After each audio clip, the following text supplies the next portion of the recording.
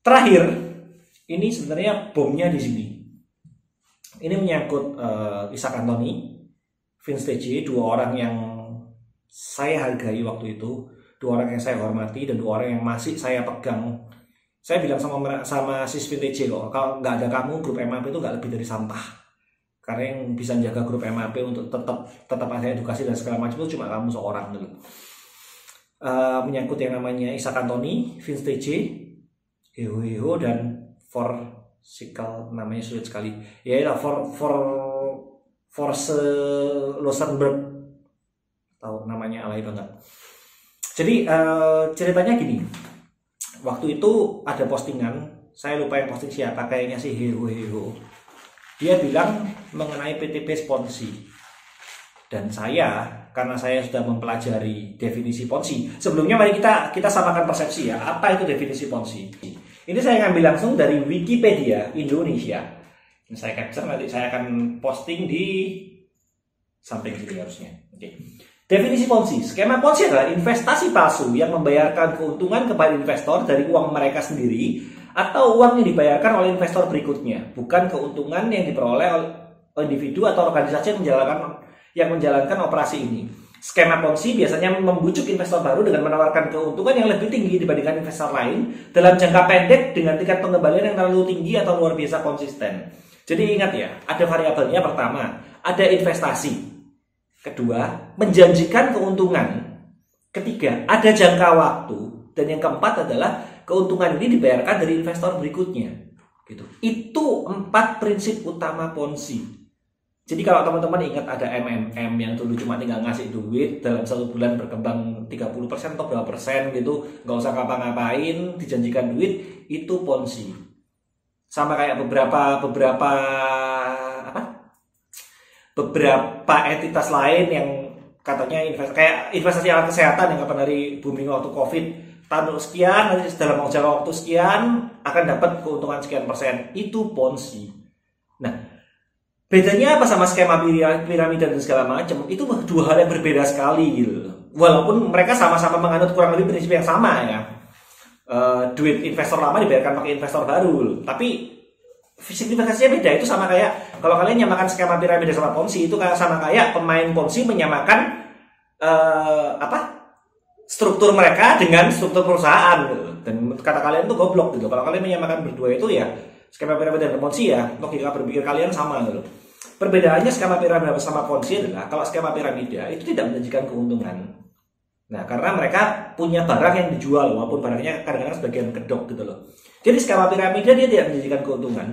Dan orang yang gabung di sini itu memiliki kewajiban mencari orang baru untuk daftar ke timnya mereka. Nah, dari situ nanti sebagian keuntungannya emang dimasukkan ke mereka gitu loh. Jadi bedanya itu, makanya skema piramida seringkali sama MLM itu mereka seringkali tabrakan karena emang modusnya mirip-mirip gitu loh. Jadi ini bisa dibilang skema piramida nyamar dalam bentuk MLM. Jadi that's why kenapa saya sempat berantem sama satu orang di grup gitu. Karena dia menyamakan skema piramida dengan Ponzi. Dan saya bilang enggak sama. Tapi marah ya, itu nanti akan saya bahas di belakang deh. Itu karena itu boom dari semuanya berawal dari sana. Jadi oke, paham ya sekarang ya. Maksudnya kita samakan persepsi bahwa skema Ponzi itu seperti itu. Dan karena di PT Best saya nggak melihat ada unsur itunya, saya nanya sama si Heho, PT Best Ponzi-nya di mana ya? Gitu. Nah, dan balik lagi, si Heho nggak bisa jawab. Terus akhirnya ada satu orang lagi namanya si Force yang sulit itu, Force Luxemburg. Dia ngasih penjelasan bahwa satu orang cari dua cari empat cari 8 dan segala macam sampai sekian miliar, penduduk dunia cuma berapa miliar bos. Well, ya saya udah tahu yang diomongkan, tapi itu bukan definisi Ponzi gitu.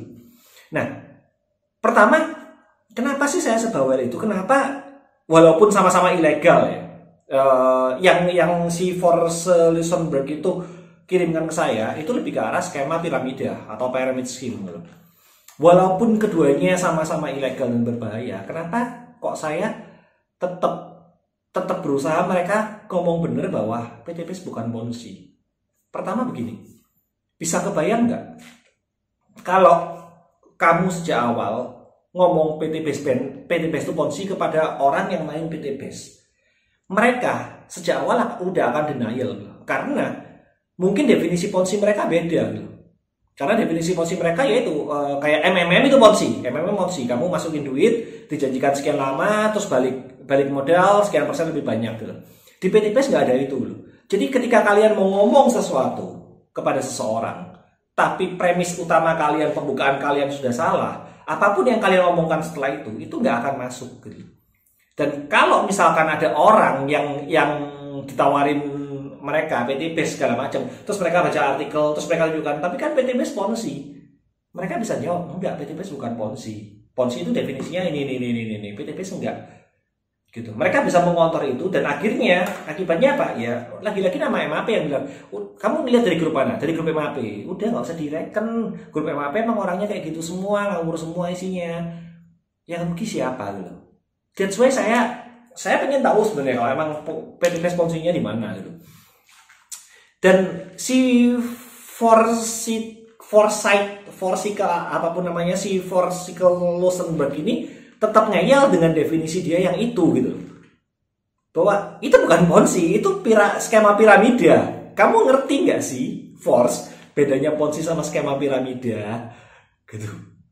Dan kalau kamu bilang PTBS ada kecenderungan ke skema piramida, saya setuju. Emang dalam pelaksanaannya emang kebanyakan itu yang akhirnya terjadi gitu. Orang ikutan karena mereka bukan butuh barangnya dan segala macam, mereka cuma menanam duit dan berusaha narik member baru lagi atau mitra baru lagi untuk join. Dengan demikian uang mereka bisa digantikan gitu loh, bisa mengarah ke sana. Tapi kalau kamu bilang PTBS ponzi, PTBS bukan ponzi gitu. Nah oke.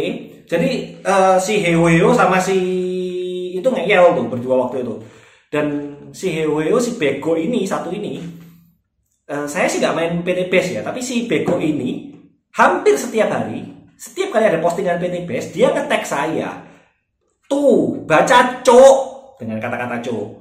Baca blog. Dan saya cuma bales, ya semakin hari terusin aja, tunjukin ketololanmu gitu. Karena emang saya nggak main PTBS, saya nggak belain PTBS sama sekali. Saya cuma mempertanyakan statement dia yang dia nggak bisa jawab. Dan ketika saya tanyakan, dia jawabnya malah jawab hal yang lain gitu. Jadi ya, itu yang saya bilang, orang-orang MAP sebagian besar bangga mempertontonkan kebodohan mereka, termasuk si WW ini. Dan akhirnya termasuk si Force itu dan segala macam. Dia posting mengenai segala macam. Oke lah, akhirnya saya menyerah. Saya bilang oke, aku ikutin logikamu deh. PTBS ponzi. Oke, logika pertama PTBS ponzi. Premis kedua, ponzi ilegal di Indonesia. Logikanya berarti kalau PTBS ponzi dan ponzi ilegal di Indonesia, PTBS gak mungkin dapat izin dong. Nah terus saya tanya, sementara PTBS punya izin, bisa gak kamu menjelaskannya itu? Dan tahu gak jawaban dia apa? Dia bilang PTBS nyogok biar bisa dapat izinnya. Dan sebelum itu dia bilang izin PTBS, SIUP dan TTL untuk usaha itu dikeluarkan oleh MUI, kan goblok. Gitu, maksudnya I mean ya, what the fuck guys. Saya sampai nggak habis pikir, oke lah, aku ngikutin logika berpikirmu loh ya, PTBS ponzi. Terus kalau PTBS ponzi ilegal di Indonesia, kan secara logika sebenarnya nggak nyambung. Tapi kenapa PTBS bisa dapat izin gitu loh? Dan dia bilang, ya itu PTBS nyogok. Aku bilang kalau PTBS nyogok, ada buktinya nggak? Logika, dia bisa bilang PTBS nyogok. Terus saya tanya bukti kan, tahu nggak yang dia lakukan apa? Dia malah minta bukti ke saya kalau PTBS nggak nyogok. Itu maksudnya yang mengeluarkan statement nyogok duluan tuh dia, tapi saya disuruh buktikan dia nggak nyogok. Logikanya di mana gitu? Saya nggak ngerti, makanya logika berpikir kalian tuh aneh gitu. Ya, terus sampai akhirnya ada satu orang yang mungkin ngikutin pembicaraan kita, dia bilang PTBS itu punya izin memang, tapi dalam pelaksanaannya emang terjadi banyak penyelewengan, yaitu karena dia ada PTBS, ada leadernya, dan leadernya biasanya punya sistem sendiri gitu. Dan memang saya udah tahu jawaban itu sejak lama loh, karena 2 tahun yang lalu saya juga pernah menanyakan orang yang sama mengenai PTBS gitu. Ketika orang itu bilang PTP Ponzi, saya tanya Ponzinya di mana. Tapi bedanya orang yang 2 tahun lalu lebih pinter ya, jadi nggak marah-marah. Saya tanya PTP Ponzinya di mana, terus dia bilang ya tapi gini. Sampai akhirnya dia sadar sendiri, oh iya ya PTP bukan Ponzi, tapi dia lebih mengarah ke skema piramida gitu. Dan saya bilang ya udah, ya kalau kayak gitu bener emang gitu. Jadi metode saya itu sebenarnya saya nggak pernah suka ngajarin orang. Saya selalu mengutarakan pertanyaan-pertanyaan yang bikin orang mikir sendiri gitu loh. Dan itu kalau dia bisa mikir, tapi kebanyakan ternyata orang MAP nggak bisa mikir. Jadi kalau ketika ditanya selalu marah gitu. Dan ya itulah ya balik lagi ke si Forsyth. Bacanya gimana sih nih? Forsyth Luxemburg. Dia malah minta bukti bahwa PT BES nggak nyogok gimana. Terus dia tetap maksain nyogok. Dan tahu nggak definisi nyogok dia apa? Definisi nyogok dia adalah PT BES dapat izin, terus PT BES melaksanakan kegiatannya yang tidak sesuai dengan izin. Apa itu namanya kalau bukan nyogok? Ngerti nggak maksudnya? PT BES sudah dapat izin, tapi kegiatan yang dilakukan PT BES tidak sesuai dengan izin yang PT BES dapatkan. Terus dia bilang, apa namanya itu kalau bukan nyogok? Itu bukan nyogok, itu namanya melanggar peraturan. Karena definisi nyogok sebenarnya adalah aku mau menjalankan, misalkan ya, aku mau menjalankan bisnis Pak, tapi bisnisnya kayak gini, itu tidak sesuai dengan undang-undang di Indonesia. Tolong dong dilolosin. Nah itu nyogok. Tapi kalau izinnya sudah ada dan pelaksanaan izinnya tidak sesuai dengan dan pelaksanaan di lapangan nggak sesuai dengan izin, itu namanya bukan nyogok Pak. Bahkan untuk membedakan mana nyogok mana enggak aja kamu nggak bisa, dan kamu mengakui kalau dirimu divisi intelijen MAP gitu loh. Intelijen MAP kayak gini. Ya saya nggak tahu sih. Nah, terus berawal dari situ si Forsyth Luxemburg ini kayaknya dia dendam sama saya dan terjadilah yang namanya doxing itu. Jadi dia somehow ngelihat akun-akun saya, ngelihat postingan-postingan saya yang lalu, terus akhirnya dia nge-share akun Facebook saya yang namanya Hartono Peter. Nah, terus dia nge-share tuh dengan emot kacamata seakan-akan udah menang, dan dia menambahkan, lihat lu kelewatan posting sesuatu di akun asli lu pakai akun alter. Ini satu hal lagi yang goblok dari si dia itu. Pertama, kalau kalian tahu, saya memang punya 2 akun. Yang pertama Hartono Peter, yang kedua adalah Pietro Harmonia Nation. Dan Pietro Harmonia Nation bukan akun alter. Kalau kalian pinter dikit, ngerti lah arti namanya itu dari mana. Dan kalau kalian mau klik aja, ngeklik, ngelihat foto-fotonya, di sana ada foto saya, jumlah friend-friendnya juga sama, maksudnya friend saya di Hartono Peter dan friend saya di Pietro Harmonia Nation juga sama. Ada foto-foto saya semua, jadi itu bukan akun alter. Sebenarnya Hartono Peter itu akun nama saya yang memang saya pakai buat untuk keluarga dan segala macam. Kemudian ketika saya pindah ke Jakarta, saya mau bikin satu akun lagi untuk akun kerjaan saya, yaitu akunnya Pietro Harmonia Nation, karena itu berkaitan dengan kerjaan. Saya mau membedakan urusan kerjaan dengan urusan pribadi saya, begitu. Jadi, dan karena saya lebih banyak aktif di akun kerjaan saya, jadi ya saya lebih aktif di akun yang Pietro Harmonia Nation. Makanya kalau kalian lihat yang Hartono Peter postingannya jarang banget, karena emang akunnya jarang saya sentuh gitu. Dan walaupun upaya doxingnya gagal, tapi yang saya ngelihat satu hal bahwa ini udah nggak benar. Misalkan saya benar-benar pakai satu akun alter dan saya memang punya satu data pribadi saya sendiri, niatnya emang mau menyebar data pribadi gitu loh. Jadi walaupun doxingnya goblok dan gagal, tapi dengan niatnya udah nggak benar, saya melihat bahwa ini udah nggak sehat. Belum lagi ditambah kemudian dia ngancam mau menghapus, mau menghanguskan akun saya. Dan that's why saya bilang, mungkin itulah kenapa akhirnya beberapa kali ini Facebook dan IG saya dihack ya. Ya nggak tahu sih, I just connect the dots gitu. Kan dia orang intelijen, pasti punya, tahu lah. Seperti itu. Nah, berkaitan dengan kayak gitu akhirnya, tapi tetap aja 2 orang ini setiap kali ada postingan Go Racing, setiap kali ada postingan apa, saya di tag, saya di segala macemin. Terus doxingan mereka itu juga mengungkit yang mana saya pernah main VTube. Itu yang saya nggak habis pikir, maksudnya mereka yang ketinggalan informasi terus mereka sharing itu seakan-akan itu informasi baru gitu. Dan yang bikin saya kecewa waktu itu dengan Ishak Anthony adalah ketika saya main VTube, saya beberapa kali kok diskusi sama Ishak Anthony, termasuk nengahin supaya orang-orang ini nggak berantem gitu. Si Ishak mungkin dengan metodenya ngasih berita-berita yang detil-detil segala macam, saya nengahin VTuber supaya nggak sampai berantem gitu. Postingannya juga masih ada sekarang dan kita komen-komenan di sana gitu. Dan ketika si Foresight Luxembourg ini posting mengenai saya main VTube, si Ishak Anthony bilang sudah kuduga. Maksudnya, Pak, kamu sudah tahu loh saya main VTube sekian lama. Udah 2 tahun yang lalu kita udah kontek-kontekan. Saya akhirnya ngomong sama si Ishak Anthony, amnesia Pak. Saya kasih linknya di mana kita sempat komen-komenan mengenai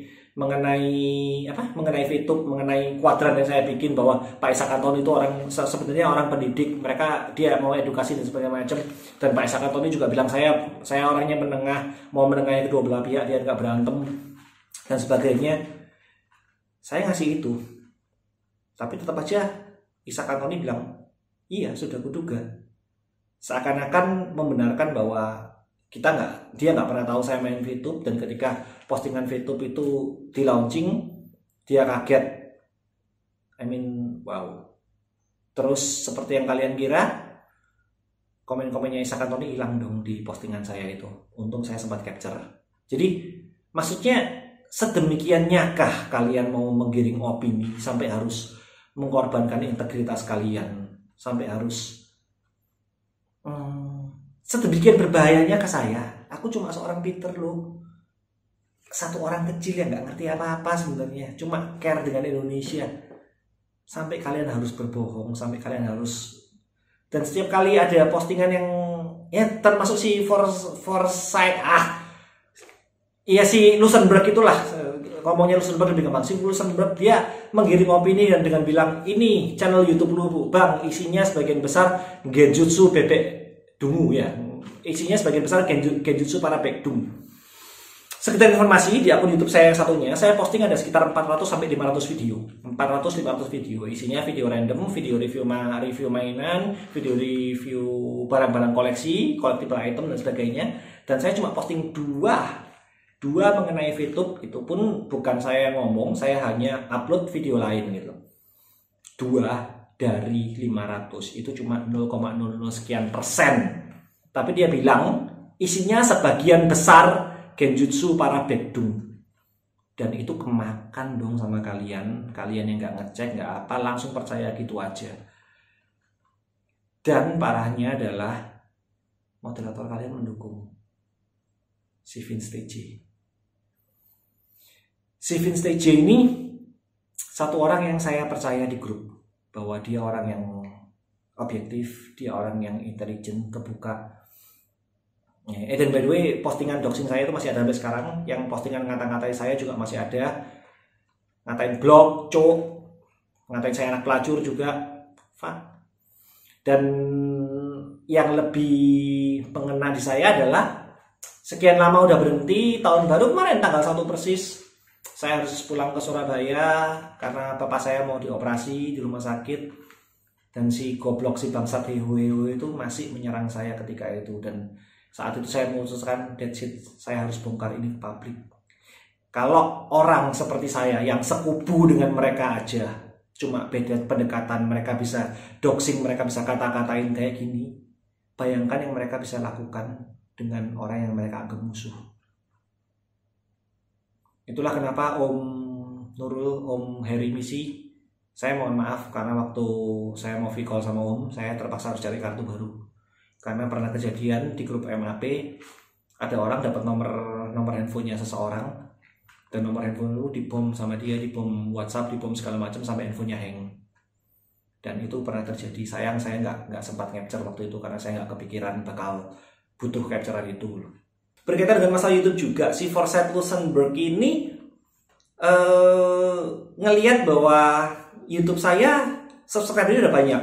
Ya memang YouTube saya subscribernya udah banyak. That's why setahun yang lalu saya mau mengajak kalian, waktu itu di momen yang sama ya, setahun yang lalu itu YouTube saya subscribernya sama Pak Chandra Teja masih banyakan saya gitu. That's why saya merasa bahwa saya punya sekian banyak, kenapa sih nggak mau bikin konten edukasi sekalian buat orang-orang. Tapi karena saya nggak mau ngomong, karena memang saya nggak mau pamer, orang-orang malah mikir dijadiin konten buat cari keuntungan, padahal YouTube saya nggak saya monetize. Nah, si Forsyth Luxemburg ini juga bilang bahwa saya berusaha mencari keuntungan dari YouTube saya gitu. Terus saya bilang YouTube saya nggak saya monetize kok. Dan dia dengan yakin bilang nggak mungkin subscriber segitu banyak nggak dimonetize gitu. Dan saya kasih bukti capture-nya bahwa YouTube saya emang nggak saya monetize. Asumsi dia lawan data saya. Saya bisa ngasih data. Karena saya tahu apa yang saya omongkan selalu berdasarkan data dan saya punya buktinya. Sementara dia selalu asumsi dan asumsinya selalu salah gitu. Bahkan ketika saya kasih data sekalipun bahwa YouTube saya nggak saya monetize, dia masih ngeyel. Maksudnya come on, dan kalian belain orang-orang seperti ini gitu loh. Maksudnya sudah sedesperate itukah kalian? Saya nggak habis pikir, saya speechless beneran loh. Orang-orang yang kayak gitu, yang suka nuduh-nuduh asumsi-asumsi, kalian belain mati-matian gitu. Sementara orang yang mengkoreksi sesuatu yang salah supaya grup kalian namanya nggak jelek, supaya grup kalian kredibilitasnya terus jaga, malah kalian musuhin gitu. Saya nggak ngerti logikanya di mana. Si Forsyth Luxemburg itu juga pernah ngomong statement bahwa PT BES itu ilegal. OJK pun nggak ngasih izin. Padahal ya saya tipenya bukan orang yang gampang percaya dan segala macam. Enggak, I'm doing my research gitu. Dan saya punya WhatsApp-nya OJK. Saya tanya ke OJK, PT BES gimana, legal nggak? Ya, OJK aja bilang PT BES legal karena memang seperti yang saya bilang, secara PT BES itu legal, secara hukum PT BES itu legal. Dan si Forsyth ngeyel tuh, nggak mungkin masa OJK ngasih legalitas ke PT BES. Terus saya kasih lah WhatsApp-nya OJK loh. Dia masih denial loh. Dan dia bilang hanya karena bot bilang itu legal, botnya OJK bilang legal, bukan berarti itu legal beneran loh. Lah terus selama ini kalian yang pakai WhatsApp-nya OJK untuk menyerang entitas ilegal berarti itu nggak bisa dipercaya juga gitu karena itu hanya bot. Enggak kan? Kalau entitas yang kalian serang dibilang OJK ilegal, kalian percaya bot itu loh.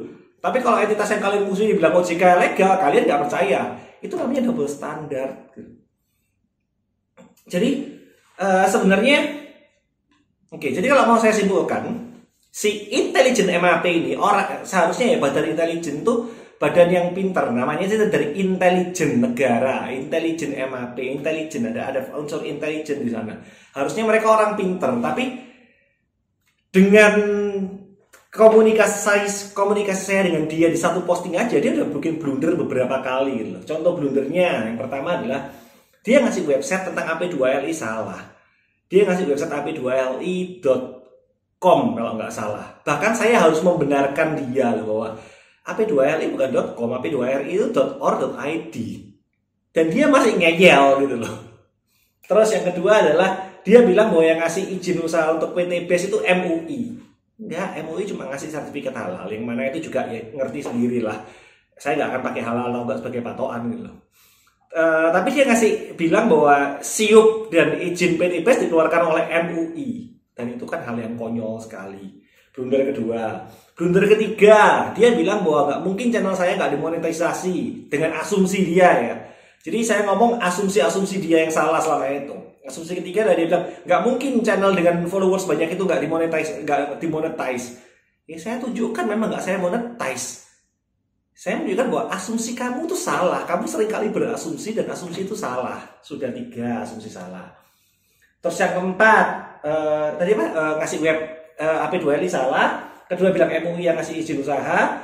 Ketiga tadi bilang OJK nggak mungkin dapat ngizinin PT BES. Keempat yang di YouTube saya. Yang kelima, dia nggak bisa bedain antara skema Ponzi dan skema piramida. Padahal kalau dia mau mikir sedikit aja, mau pakai otaknya sedikit aja, nggak perlu kejadian kok kayak gitu. Karena ketika saya bilang Ponzi-nya di mana, dia ngasih definisi skema piramida. Kalau seandainya dia bilang, ya emang sih bukan ponzi tapi lebih ke arah skema piramida, ya saya akan diem, saya akan setuju. Saya nggak akan ngeyel karena emang skema piramida. Tapi kalau kamu maksain itu ponzi, sementara saya tahu itu bukan ponzi, masa saya harus diem? Ya saya ngeyel. Dan mungkin kalian bilang Pietro ngeyelan. Kalau saya ngeyel untuk kalian benar, kenapa enggak? Saya nggak mau jadi orang goblok yang kalian bilang bebek dungu yang cuma diem iya aja nurutin sesuatu yang salah. Enggak. Walaupun diserang 1000 orang di grup kalian, tapi kalau saya tahu yang saya omongkan benar, saya akan stand up. Jadi jangan bilang saya ngeyelan, coba otaknya dipakai dulu. Dipikir apakah yang saya ngeyelkan itu hal yang benar apa enggak. Nah, itu blunder kelima. Dan blunder keenam adalah dia memaksakan bahwa PT BES itu nyogok. PT BES nyogok.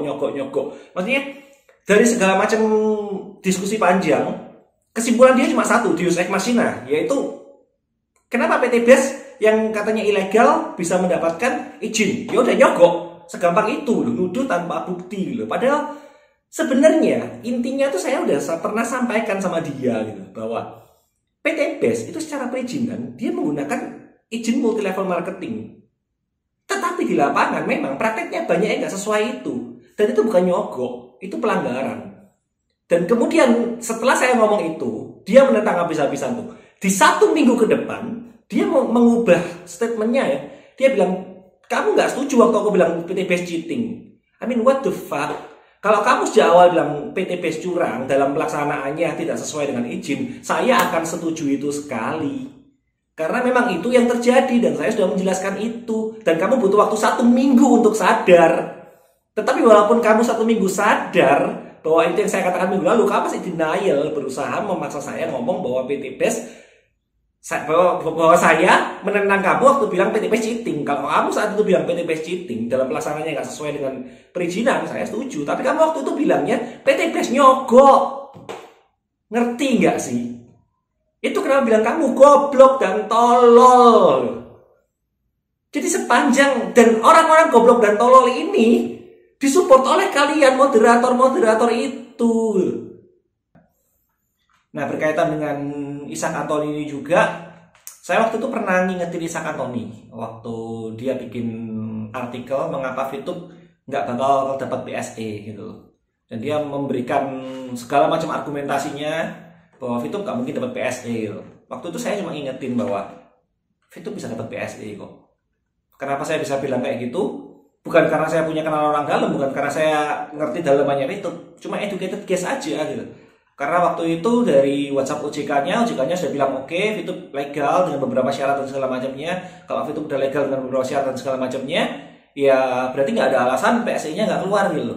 Dan saya waktu itu ngingetin Ishak Antoni, tujuannya adalah bahwa jangan sampai kredibilitasmu, kamu ngomong bahwa gak dapat PSE, alasannya seperti ini, tiba-tiba jedar PSE-nya keluar. Akibatnya semua argumenmu tuh jadi nggak valid, bro, pak. Gitu. Tapi waktu itu Anda tetap ngeyel. Dan akhirnya beneran kan VTube keluar PSE-nya. Dan ketika VTube keluar PSE-nya, Anda malah balik bertanya ke saya, iya PSE-nya keluar, terus kenapa VTube-nya nggak buka? Saya nggak tahu kenapa bertanya saya gitu. Saya bahkan nggak peduli VTube-nya buka apa nggak buka. Saya cuma ngomong pada saat itu adalah VTube bisa dapat PSE. Nah, kalau kayak gini kasusnya, apa bedanya Anda sama Bunda Berli yang di Cina sana sekarang gitu? Yang dia mengatakan open minded, sudah dapat bukti gini, ternyata Song juga kan? Saat Bunda Berli kayak gitu, Song kalian mencaci gitu. Tapi kenapa saat teman kalian bilang gak bakal dapat PSE karena gini, begitu PSE-nya keluar, tutup mulut semua? Ngerti kan? Get my point kan? Ketika saya ngomong sesuatu, aku bukan sedang nyerang kamu secara personal. I'm saving you dari... Aku tuh nyelamatin kamu dari kemungkinan terburuk bahwa ya kamu menyebarkan sesuatu yang konyol, kamu menyebarkan sesuatu yang bodoh gitu. Tapi nggak tahu kenapa ketika setiap kali saya ngomongin, memberitahu, memberi info yang saya tahu, kalian selalu denial. Ya begitulah. Dan itu terjadi sampai terakhir, sampai kejadian yang akan saya jelaskan sebentar lagi.